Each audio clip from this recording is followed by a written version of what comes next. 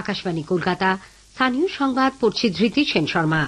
বিশেষ খবর হল, সুপ্রিম কোর্ট আইপ্যাকের কর্ণধার প্রতীক জৈনের কলকাতার বাড়ি ও অফিসে তল্লাশির ঘটনায় ইডি আধিকারিকদের বিরুদ্ধে দায়ের হওয়া 4টি এফআইআর এর তদন্তের ওপর স্থগিতাদেশ জারি করেছে। কোন কেন্দ্রীয় এজেন্সি যখন তদন্ত করছে তখন রাজ্যের পুলিশ প্রশাসন সেখানে হস্তক্ষেপ করতে পারে কিনা সেই প্রশ্ন তুলেছে বেঞ্চ। নির্বাচন কমিশন ভোটার তালিকায় বিশেষ নিবিড় সংশোধন কর্মসূচিতে নথি যাচাইয়ের ক্ষেত্রে ক্লাস 10-এর অ্যাডমিট কার্ডকে বৈধ পরিচয়পত্র হিসেবে গ্রহণ করার জন্য রাজ্য সরকারের প্রস্তাব খারিজ করে দিয়েছে। এসআইআর এর দাবি ও আপত্তি জানানোর শেষ দিনে আজও রাজ্যের বিভিন্ন জেলায় 7 নম্বর ফর্ম জমাকে কেন্দ্র করে শাসক দলের বাধা দেওয়ার অভিযোগে পরিস্থিতি উত্তপ্ত হয়ে ওঠে। কেন্দ্রীয় সংস্কৃতি মন্ত্রী গজেন্দ্র সিং শেখাওয়াত বলেছেন, এশিয়াটিক সোসাইটি ভারত ও দেশের সঙ্গে সম্পর্কিত সব বিষয় এবং ভারতীয় দর্শনকে সমগ্র বিশ্বের সামনে তুলে ধরেছে। সরস্বতী পুজো এবং নেতাজির জন্মজয়ন্তী 23শে জানুয়ারি জয়েন্ট এন্ট্রান্স মেইন পরীক্ষা হচ্ছে না বলে ন্যাশনাল টেস্টিং এজেন্সি এনটিএ জানিয়ে দিয়েছে। মকর সংক্রান্তির পুণ্য স্নানের মাহেন্দ্রক্ষণ চলে গেলেও গঙ্গাসাগরে আজও ভিড় উপচে পড়ছে। আসি বিস্তারিত খবরে। সুপ্রিম কোর্ট আইপ্যাকের কর্ণধার প্রতীক জৈনের কলকাতার বাড়ি ও অফিসে তল্লাশির ঘটনায় ইডি আধিকারিকদের বিরুদ্ধে দায়ের হওয়া মোট 4টি এফআইআর এর তদন্তের ওপর স্থগিতাদেশ জারি করেছে। 2 বিচারপতি প্রশান্ত কুমার মিশ্র ও বিপুল এম পাঞ্চলির বেঞ্চ আজ এই সংক্রান্ত মামলার শুনানিতে কোন কেন্দ্রীয় এজেন্সি যখন তদন্ত করছে তখন রাজ্যের পুলিশ প্রশাসন সেখানে হস্তক্ষেপ করতে পারে কিনা সেই প্রশ্ন তোলেন। তবে কোন কেন্দ্রীয় এজেন্সির রাজনৈতিক দলের নির্বাচনী নথি যাচাই করার ক্ষমতা নেই বলেও তাঁদের অভিমত। কোন গুরুত্বপূর্ণ বিষয় যদি যুক্ত থাকে তাহলে তারা তা খতিয়ে দেখতে পারে কিনা সেই মর্মে সব পক্ষকে নোটিশ দেওয়া হচ্ছে। 3রা ফেব্রুয়ারি মামলার পরবর্তী শুনানি। ওই দিনই সব পক্ষ তাদের বক্তব্য জানাবে। একই সঙ্গে বেঞ্চ ইডির তল্লাশিতে বাধা দেওয়ার অভিযোগ সম্পর্কে মুখ্যমন্ত্রী মমতা ব্যানার্জি, রাজ্য পুলিশের মহানির্দেশক রাজীব কুমার এবং কলকাতা নগরপাল মনোজ ভার্মাকে নোটিশ জারি করেছে। জবাব দাখিলের জন্য তাদের 2 সপ্তাহ সময় দেওয়া হয়েছে। পাশাপাশি 8ই জানুয়ারির ওই ঘটনায় সমস্ত সিসিটিভি ফুটেজ, স্টোরেজ ডিভাইসের রেকর্ডিং পরবর্তী শুনানির পর্যন্ত সংরক্ষণেরও নির্দেশ দিয়েছে বেঞ্চ।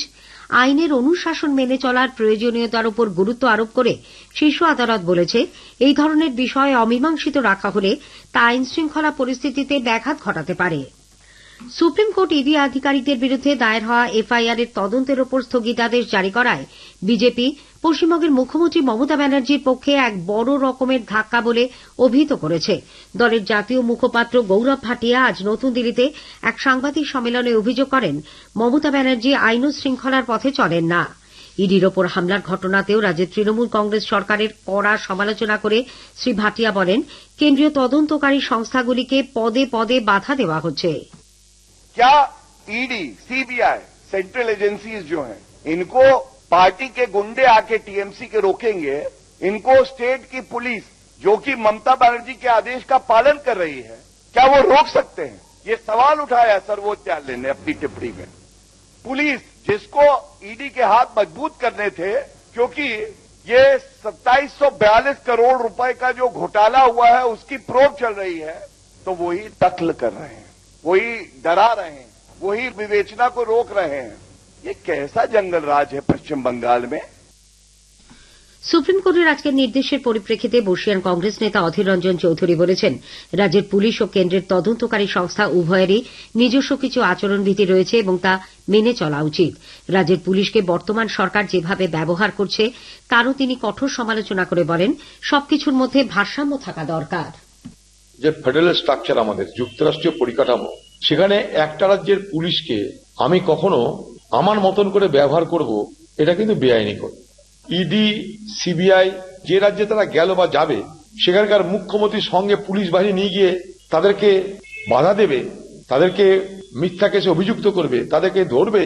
মানে যা চলছে তাতে আগামী দিনে পশ্চিমবঙ্গের পুলিশ ভার্সেস কেন্দ্রীয় বাহিনীর সংঘর্ষের পরিস্থিতি তৈরি হচ্ছে। আইপ্যাকের তল্লাশির সময় ইডি আধিকারিকদের বাধা দেওয়ার প্রতিবাদে কলকাতা হাইকোর্ট বিজেপিকে ধর্ণা কর্মসূচি তাদের চাহিদা মতো নবান্নের সামনে করতে না দিয়ে মন্দির বাসস্ট্যান্ডে করার অনুমতি দেওয়ায় বিজেপি ডিভিশন বেঞ্চে যাওয়ার সিদ্ধান্ত নিয়েছে।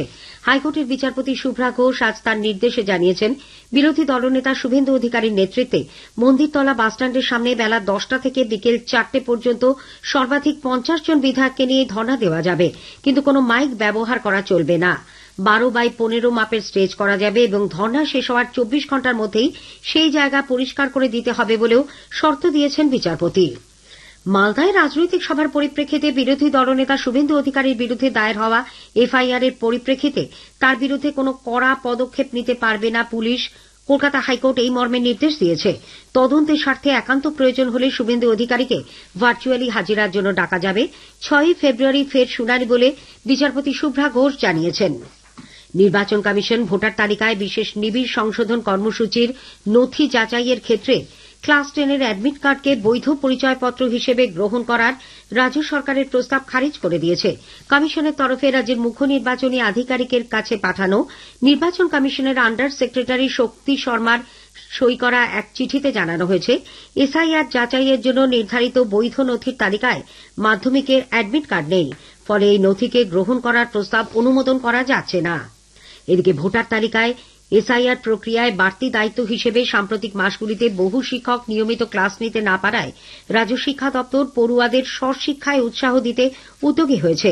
পশ্চিমবঙ্গ সমগ্র শিক্ষা মিশনের মাধ্যমে প্রাথমিক স্তর থেকে উচ্চ মাধ্যমিক পর্যন্ত ছাত্রছাত্রীদের জন্য অডিও ভিজুয়াল নানান মডিউল তৈরি করে বাংলা শিক্ষার পোর্টালে তুলে দেওয়া হয়েছে।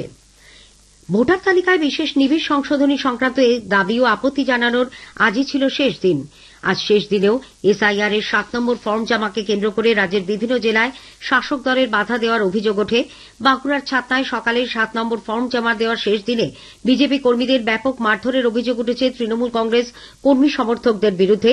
ছাতনার বিজেপি বিধায়ক সত্যরঞ্জন মুখোপাধ্যায়ের নেতৃত্বে বিজেপি কর্মীরা ফর্ম নিয়ে হাজির হন বিডিও অফিসে। জয়েন্ট বিডিওর সঙ্গে আলোচনা চলাকালীন সেখানে হাজির হন তৃণমূল কংগ্রেস পরিচালিত ছাতনা পঞ্চায়েত সমিতির সভাপতি। বিজেপির দাবি তাদের মহিলা কর্মী সহ উপস্থিতদের চড়াও হয়ে তৃণমূল কংগ্রেস মারধর করে জয়েন্ট বিডিওর কক্ষ থেকে বের করে দেয়। পশ্চিম বর্ধমানের আসানসোলে জেলা শাসকের দপ্তরের সামনেও বিজেপি বিক্ষোভ দেখায়। জেলা নির্বাচনী আধিকারিকরা তৃণমূল কংগ্রেসের চাপে ফর্ম জমা নিতে অস্বীকার করছেন। এই অভিযোগে জেলার দুর্গাপুরের মহকুমা শাসকের দপ্তরের সামনেও বিক্ষোভ দেখানো হয়। উত্তর দিনাজপুরের চাকুলিয়াতে বিডিও অফিসে ভাঙচুরের অভিযোগ উঠেছে, সেখানে আগুন ধরিয়ে দেওয়া হয় বলে অভিযোগ। বিক্ষোভকারীদের সঙ্গে পুলিশের দফায় দফায় সংঘর্ষে পরিস্থিতি রণক্ষেত্র হয়ে ওঠে। গুরুতর আহত হন থানার আইসি সহ কয়েকজন। পরিস্থিতি নিয়ন্ত্রণে আনতে পুলিশ কাঁদানে গ্যাসের শেল ছড়েও লাঠিচার্জ করতে বাধ্য হয়। 10 জনকে জিজ্ঞাসাবাদের জন্য আটক করা হয়েছে। এই ঘটনায় উত্তর দিনাজপুরের জেলা শাসক জেলা নির্বাচনী আধিকারিকও এফআইআর করার নির্দেশ দিয়েছেন। কোচবিহারেও কোথাও 7 নম্বর ফর্ম জমা নেওয়া হয়নি বলে বিজেপি অভিযোগ করেছে। পূর্ব বর্ধমানের মঙ্গলকোটের পিন্ডিরা গ্রামে নিজেদের বুথে শুনানির দাবিতে 3 বিএলও এবং পঞ্চায়েত কর্মীদের আজ অফিসে তালাবন্ধ করে রাখেন গ্রামবাসীরা। আজকের প্রসঙ্গ অনুষ্ঠানে শুনবেন বিশেষ আলোচনা আন্তর্জাতিক প্রেক্ষাপটে ভারতের প্রধানমন্ত্রী। বিশিষ্ট আইনজীবী দেবজিৎ সরকারের সঙ্গে কথা বলেছেন দিব্য দে। আকাশবাণী সংবাদ বিভাগ প্রযোজিত অনুষ্ঠানটি শুনবেন রাত 8টায় গীতাঞ্জলি ডিটিএইচ বাংলা এবং আকাশবাণী সংবাদের সোশ্যাল মিডিয়া প্ল্যাটফর্মে। স্থানীয় সংবাদ শুনছেন আকাশবাণী কলকাতা কেন্দ্র থেকে। কেন্দ্রীয় সংস্কৃতি মন্ত্রী গজেন্দ্র সিং শেখাওয়াত আজ কলকাতায় একাধিক অনুষ্ঠানে যোগ দেন।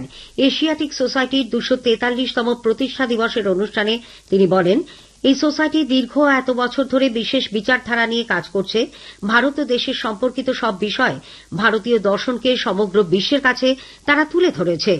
एशियाटिक सोसाइटी एक विचार को पुष्ट करने के लिए पिछले 243 साल तक काम किया। भारत से जुड़े हुए विषय, भारत का दर्शन, उसे विश्व भर में प्रस्फुटित करने में योगदान किया।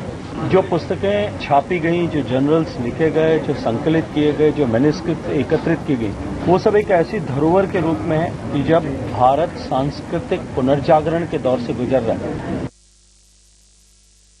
পশ্চিমবঙ্গে অগ্রগতির এক নতুন যুগের সূচনা করতে চলেছে ভারতীয় রেল।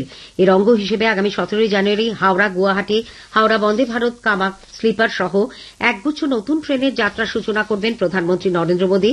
এর মধ্যে রয়েছে new Jalpaiguri Nagercoil, new Jalpaiguri Tiruchirappalli, Alipurduar SMBT Bengaluru, Alipurduar Mumbai Panvel Amrit Bharat express. Saraswati Puja এবং নেতাজির জন্মজয়ন্তী 23শে জানুয়ারি জয়েন্ট এন্ট্রান্স মেইন পরীক্ষা হচ্ছে না বলে ন্যাশনাল টেস্টিং এজেন্সি এনটিএ জানিয়ে দিয়েছে। এই পরীক্ষা কবে হবে তা পরে জানানো হবে বলেও এনটিএর পক্ষ থেকে এক্স হ্যান্ডেলে উল্লেখ করা হয়েছে। মকর সংক্রান্তির পুণ্য স্নানের মাহেন্দ্রক্ষণ আজ বেলা 1:19 অতিবাহিত হলে দক্ষিণ 24 পরগনার গঙ্গাসাগরে আজও ভিড় উপচে পড়ে।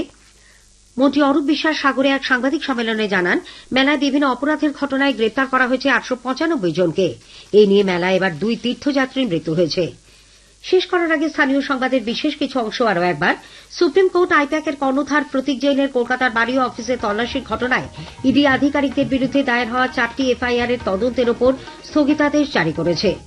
স্থানীয় সংবাদ শেষ হল। পরের খবর 8:10-এ।